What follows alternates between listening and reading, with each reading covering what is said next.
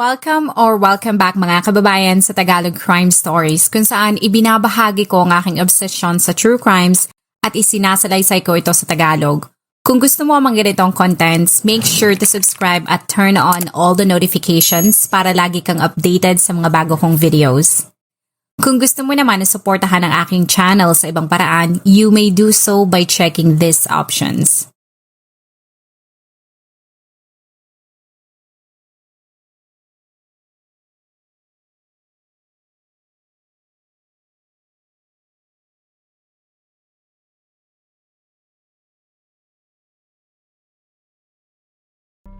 Ayon sa ulat, bagamat ang mga single mothers sa Pilipinas ay nakakatanggap ng malakas na suporta mula sa kanilang pamilya pagdating sa pag-aalaga sa kanilang mga anak, ang mga ito naman ay nakakaranas ng problemang pinansyal, social stigma at issue kung paano sila makakapagbigay ng pera upang mabuhay ang kanilang anak at pamilya.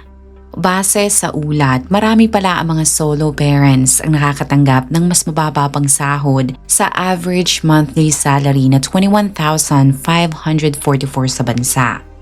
Sa baba ng sahod ay napipilitan ng mga ito na magtrabaho ng mas mahaba o kaya naman ay magkaroon ng maraming trabaho. Kumpara sa ibang bansa ay napansin ko rin na ang Pilipinas ay kulang sa mahigpit na batas patungkol sa alimony o kaya naman ay maluwag sa pagsasabatas ng child support. Ang kakulangan na yan ang rason kung bakit marami mga nanay ang nagtitiis na magtrabaho at kumayod. Bukod sa mga issue na yan ay kahit tayo ay nasa 21st century na, ang mga solo parents lalo na yung mga single mothers ay nakakaranas pa rin ng social stigma o sa madaling salita, magpahanggang ngayon ay nakakaranas pa rin sila ng panghuhusga mula sa mga tao na iniisip na nasa kanila ang mali kung bakit sila ay mag-isa sa buhay na mas lalong nagpapahirap sa mahirap na ngang buhay ng mga solo parents. Ang sakripisyo nila ay napansin naman ng ilang mga mamubatas kaya naipasa ang ilang mga batas na poprotekta at tutulong sa lahat ng single parents sa bansa.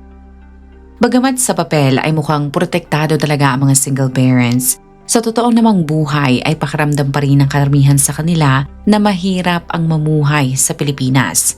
Lalo na kung ikaw ay mahirap, mas bibigat pa ang lahat kung mag-isa ka lamang nabubuhay sa iyong mga anak.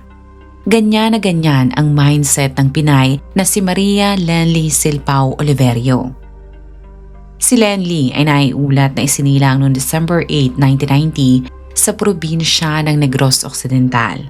Kahit matindi ang pagpapaalala ng kanyang mga magulang na unahin ng pag-aaral, ang pagiging mapusok nito ang nagtulak sa kanya na pumasok sa isang relasyon. Sa tindi na kanilang nararamdaman sa isa't isa ay maagang nabuntis si Lenly. Sa edad na 16 ay naging isa na itong nanay. Bagamat dismayado, ang mga magulang nito ay wala namang nagawa kundi tanggapin ang sitwasyon ng kanilang anak. Ginabayan at tinulungan nila ito mula sa pagbubuntis hanggang sa ito ay manganak na. Ang mag-asawang Oliverio ay naging malaking parte ng postpartum journey ni Lenly. Pero kahit merong emotional support, ang batang ina ay napagtanto na kailangan niyang gawin ang lahat para maibigay sa kanyang anak ang mga pangangailangan nito. Doon pa lamang niya napagtanto na ang lahat ng sinasabi ng kanyang mga magulang dati ay para lamang din sa kanya. Pero kahit marami siyang pagsisisi sa buhay, si Lenly ay lakas loob na naghanap ng trabaho sa kanilang probinsya. Nang ito ay sumasahod na ay masaya pa rin si Lenly dahil kahit maliit ay nakakatulong pa rin siya sa kanyang mga magulang at nabibili kahit papaano ang mga pangangailangan ng kanyang anak. Ngunit ang umaayos na sanang buhay nito ay panandilian ulit na naudlot dahil sa edad na 21 ay isinilang nito ang kanyang bunsong anak. Ang lumalaking gastos, idagdag pa ang pressure na makatulong sa kanyang mga magulang at 7 mga kapatid, si Lenly ay naisipan ng mga ibang bansa halos 1 taon pagkatapos niya manganak. Base sa report noong 2012, dala ang ilang bagahe at napakapositibong attitude na mabibigyan niya ng magandang buhay ang kanyang mga mahal sa buhay ay dumating si Lenly sa Dubai, United Arab Emirates. Ito ay namasukan bilang DH o yung tinatawag na domestic helper. Ang mga magulang nito ay binahagi na kahit nahirapan si Lenly sa pag-a-adjust ay wala naman ito naging problema sa kanyang amo maging kahit sa kanyang mga alaga. Ang mga tao sa social media ay napansin na kahit malungkot ito na malayo sa kanyang mga anak, ay inalayo pa rin ni Lenny ang kanyang sarili sa pamamagitan ng pagpunta sa gym, shopping mall at mga lugar na hindi niya napuntahan at na-enjoy sapagkat maaga siya naging ina. Ang mag-asawang Oliverio ay masaya para kay Lenny, lalo na noong natapos na ang kontrata nito. Excited sila na makita ito dahil ilang taon rin nila itong hindi nakita. Pero ang dapat sanang masayang reunion ay hindi nangyari. Base sa ulat, ang madalas mag-reply na si Lenny ay bigla na lamang na hindi sumasagot sa kanilang mga chats. Sa interview ay nalaman ng mga tao na nakausap pa pala ito ng pamilyang Oliverio noong February 12, February 14, February 17 hanggang alas 8 ng gabi noong February 18. Paulit-ulit nilang kinontak ang cellphone nito hanggang hindi na ito mag-ring. Pero ni isang beses ay hindi talaga sumagot si Lenny. Nang lumipas na ang 24 na oras at hindi pa rin ito nagre-reply, ang pamilyang Oliverio ay ginamit na ang social media para ito hanapin. Bukod sa kanilang mga individual post, ang ilan sa mga ito ay nag-post na rin sa iba't ibang Facebook group, lalo na sa mga Facebook group doon sa Dubai, sa pagbabaka sakali na may nakakita sa mga ito kay Lenny. Habang naghihintay sila ng balita mula sa social media, ang ama ng OFW na hindi maganda tulog-tulog sa pag-aalala dito ay mas lalo nang hindi mapakali dahil mahigit isang araw simula nang hindi nila ito makontak ay nakarating sa kanila ang isang litrato pero sa caption ay nakalagay na si Lenny ay di umanong nabiktima ng isang krimen. Pagkakita ng mga ito sa larawan, ang mag-asawa ay mabilis na bumiyahe patungo sa Bacolod upang humingi ng tulong sa Department of Foreign Affairs. Si Eddie na ama ni Lenny na isang mangingisda ay iniwan ang kanyang trabaho upang kumpirmahin kung may katotohanan ba ang kumakalat na balita patungkol sa kanilang anak. Ang mga ito ay tinagang bumiyahe ng 4 na oras. Lumalabas pala na habang sila ay bumabiyahe, ang Noe Consul General na si Paul Cortez ay pupunta rin pala sa DFA branch na pupuntahan nila. Ang detalyeng yan ay importante sapagkat nasa protocol pala ng ehensya na hindi sila maaaring direktang magbigay ng impormasyon sa pamilya sa telepono lamang, lalo na kung merong masamang nangyari sa isang OFW na nangangahulugan lamang na meron ngang masamang nangyari dito. Nang sila ay magkita-kita sa DFA Bacolod, ang mag-asawa ay napahugulhol na lamang nang malaman na kaya pala hindi nagre-reply si Lenny ay sa kadahilanan na ito ay biktima talaga ng isang karumal-dumal na krimen. Sina Eddie ay malakas na nagtangis pero nang kalmado na ay pinangako ni Cortez na ang DFA na ang mag-aasikaso upang mabilis na maiuwi ang bangkay ng biktima. Malungkot din nilang ibinahagi na ang dalawang mga anak ni Lenny na nooy 10 at 5 taong gulang ay wala ring sawa sa pag-iyak dahil hindi na nila makikita pa ang kanilang ina. Ang Filipino migrant right groups na migrante sa Middle East ay nag-post sa kanilang social media page para batikusin ang nangyari at manawagan ng hustisya. Habang naghihintay ng update ang DFA mula sa mga otoridad sa Dubai, ang bangkay pala ng biktima ay mabilis isinailalim sa autopsy. Bagamat umuusad na ang investigasyon, ang pamilyang Oliverio ay hindi pa rin tumigil sa pagsigaw ng hustisya. Nagkaroon lamang sila ng clue kung ano ba talaga nangyari nang lumabas ang balita na si Lenny ay namatay pala dahil sa pananaksak. Kasunod ng detalyeng yan ay ang paglabas din ng ulat na inaresto di umano ng mga otoridad ang isang Indiano. Ang pangalan nito ay hindi inrelease sa publiko, pero ayon sa ilang mga Facebook posts, ang taong una sa listahan ng mga person of interest ay ang nobyo o boyfriend nito sa Dubai. Ang ilan na nagulat dahil akala nila na magkarelasyon pa si Lenny at ang Filipino nitong live-in partner. Ngunit lumalabas pala na ang dalawa ay matagal nang hiwalay. Sa kadahilanan na nasa custody ni Lenny ang dalawa niyang mga anak, kahit masakit ay mas pinili nitong mga ibang bansa dahil sa isip nito ay mas makakabuti sa kanilang mag-iina kung siya ay magiging OFW para mabigyan niya ang mga ito na magandang kinabukasan. Nang imbestigahan ng DFA ang immigration status ni Lenny ay nabunyag na ang biktima pala ay undocumented. Ibig sabihin, ito ay illegal na naninirahan sa Dubai. Ayon kay Eddie, nang matapos ang kontrata ng kanyang anak bilang DH sa amo nito, ginaya ni Lenny ang ginagawa ng ibang mga OFW doon, ang manatili sa Dubai at humanap ng trabaho. Technically, sa batas doon, hindi ka maaaring magtrabaho na walang valid na work visa o residency. Pero ang United Arab Emirates ay nagbibigay ng grace period na 30 araw. Kung ikaw ay makahanap ng trabaho at nakumbinsi mo ang bago mong employer sa galing mo sa pagtatrabaho, ay wala ka nang dapat isipin o alalahanin dahil responsibilidad nila ang pag-renew ng visa mo. Kung nagawa yan ng amo mo sa loob ng grace period, isa ka ng legal na foreign worker sa Dubai. Pero kahit nakahanap siya ng trabaho, si Lenny ay nanatiling walang legal na mga papeles. Bagamat ganoon ang kanyang immigration status, ang pamilyang Oliverio ay masaya dahil ang sakripisyo ng kanilang anak ay nagbubunga pa rin. Simula nang ito ay magtrabaho, si Lenny ay nagawang makapagpadala ng mas maraming pera. Naging madalas din ang pakikipag-usap nito sa kanyang mga lumalaking anak. Pagkalipas ng ilang taon kahit malayo, ang mundo ni Lenny ay umikot sa dalawang mga bata. Pero noong 2014, ang atensyon nito ay nahati dahil dumating sa kanyang buhay ang isang Indiano na tawagin na lamang natin sa pangalang Rohan. Katulad ni Lenny, ito ay isa ring foreign worker sa Dubai. Si Rohan ay naiulat na nagtatrabaho bilang isang sales manager. Sa ganda ng takbo ng kanilang relasyon, ang dalawa ay nagdesisyon na magsama na sa iisang bubong.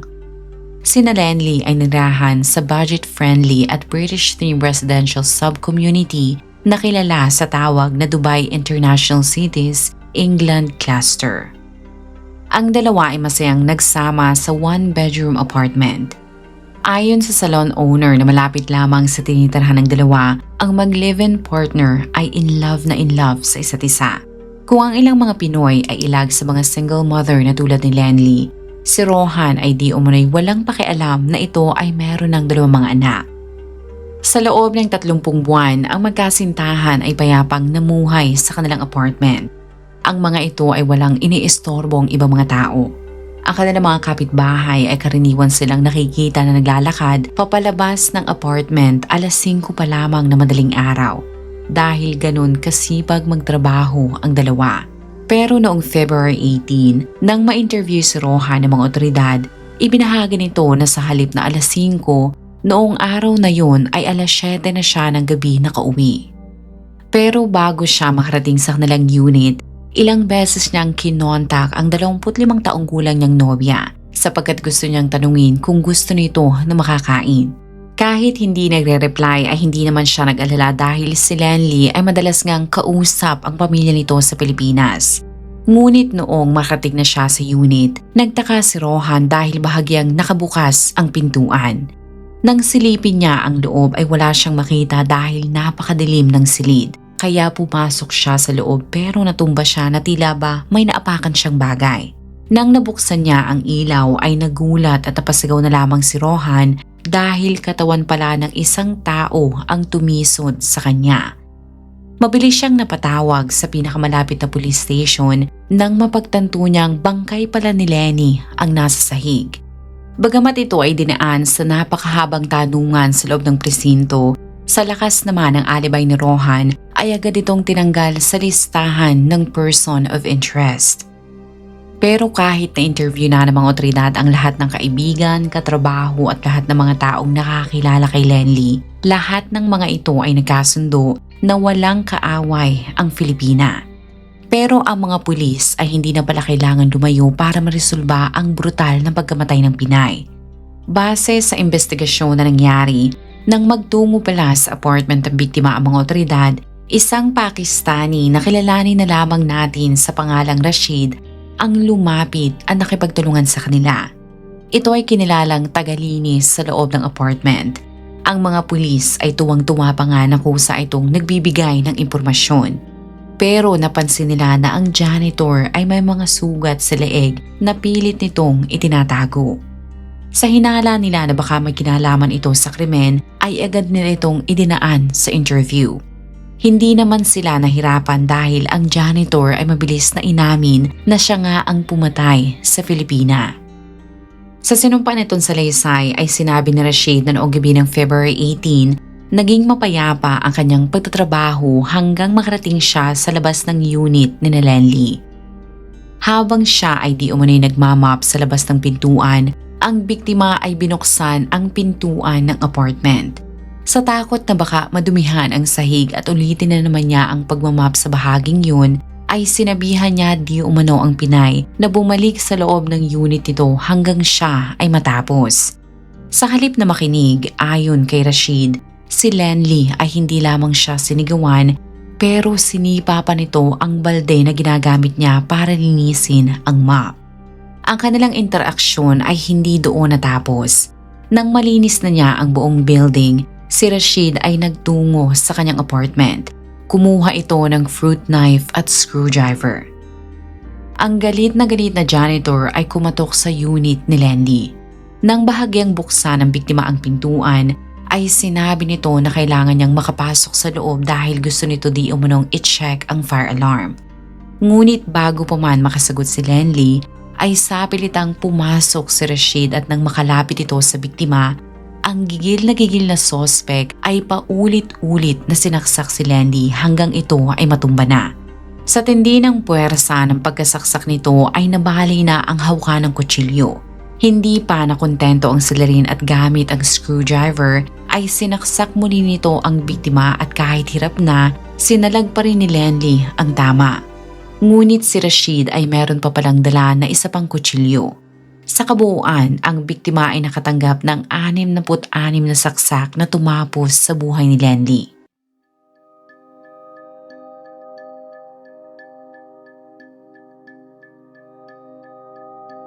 Bago mangyari ang trial, ang salarin ay tinangka pa rin ni i-justify ang pagpatay niya sa biktima sa pagsasabi na nararapat lamang di umano na patayin si Lenly dahil sa kasamaan ng ugali nito.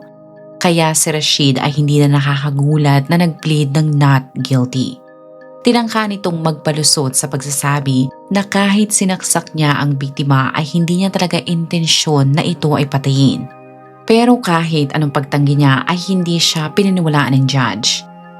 Noong August 2017, si Rashid ay pinarusahan na makulong sa loob ng 27 taon.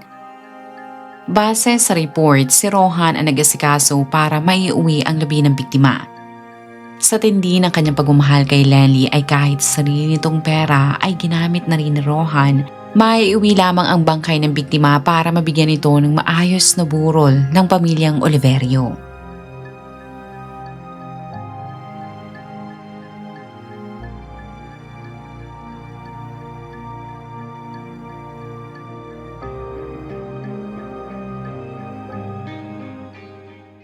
Kung ikaw ay nakinig hanggang sa dulo ng video na ito, maraming salamat sa panonood sa episode na ito. Please consider leaving a comment or i-like ang video na ito. At kung may kaso ka na gusto mong i-cover ko, please let me know. Magandang araw sa'yo, kabayan.